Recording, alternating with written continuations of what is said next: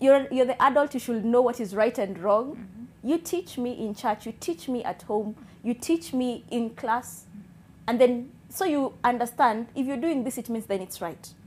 Even if I'm feeling uncomfortable, then it's right. Okay.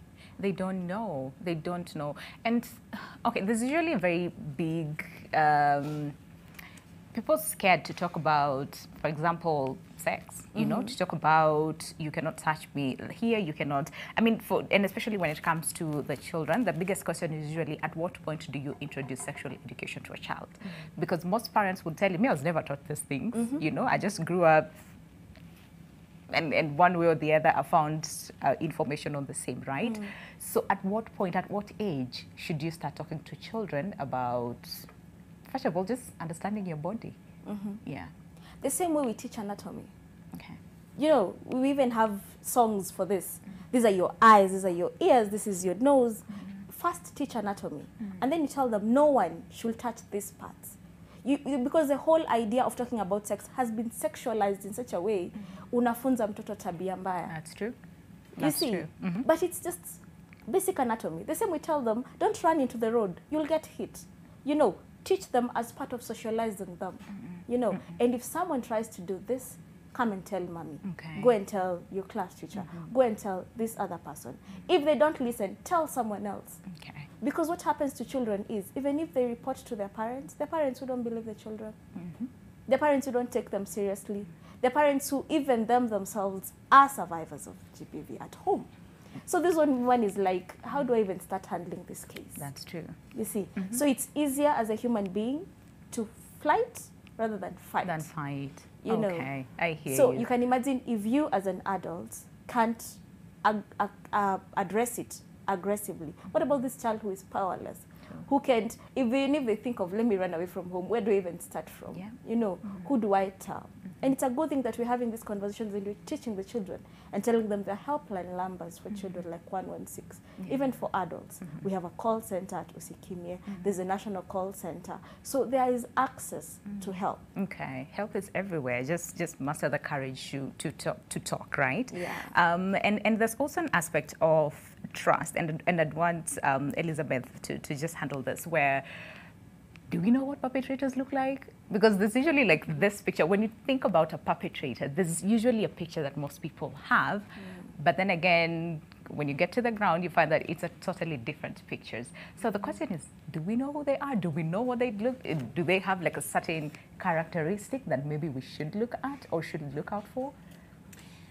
It's very difficult to tell who the perpetrator is. Okay. It could be anyone.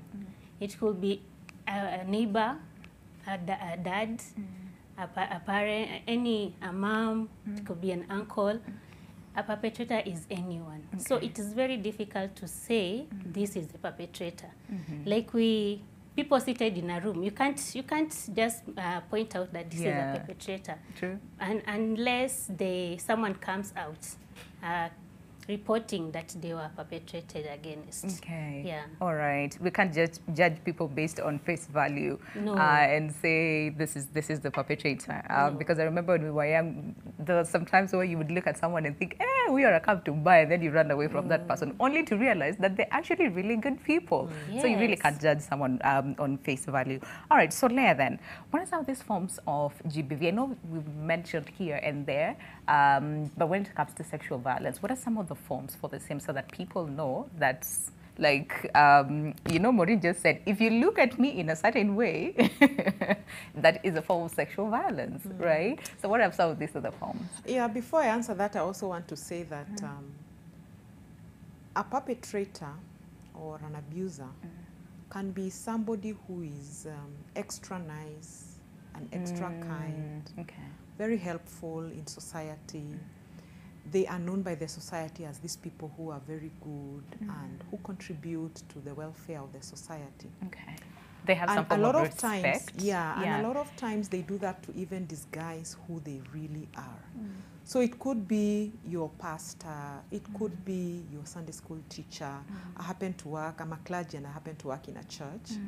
And it could be somebody who is in that environment that is supposed to be safe. It could be somebody who is a CEO somewhere, you know. It could be, so I like what she said. You can't tell by looking at somebody. And a lot of times then these people will approach you with kindness and goodness and with gifts so that you could never suspect them. They are usually very patient. They can stalk you for 2 good years, just gaining your trust. And I'm talking about gaining trust not just for children, but even for adults as well. so that at the end of the day, this person does not look harmful in any way. But let me tell you, if you get to that space that is private and, you know, not safe for that matter, because probably there's nobody who can get, you can get help from, is when you will see their true colors. So just to say then that you can't tell. You can't tell. Yeah. And what I'd like to say is exactly what she had said, that for as long as it's something that is uncomfortable, whether it is something that is done to you or said to you, then that passes for abuse. So even a look. Yeah. Yeah, and it's very unfortunate then for children, they are not able to tell whether that look is supposed to be unsafe or that touch is supposed to be unsafe, and who should I tell? So a lot of times by the time they are realizing, I really don't like this, already step number 2 and 3 have happened. That's true.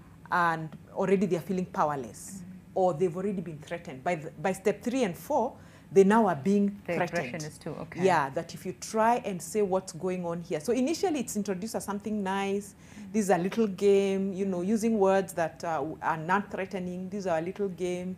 It's gonna feel nice. If you feel uncomfortable, don't worry. It eventually will feel good. So by the time they are now beginning to say, this sucks, I don't like it, I'm feeling funny, they already now are being threatened. You try and do this, I'll kill your whole family. If you try and do this, I'll kill you. And so they learn to keep quiet because they are looking to protect their mommy or their daddy, whoever it is that they love so much.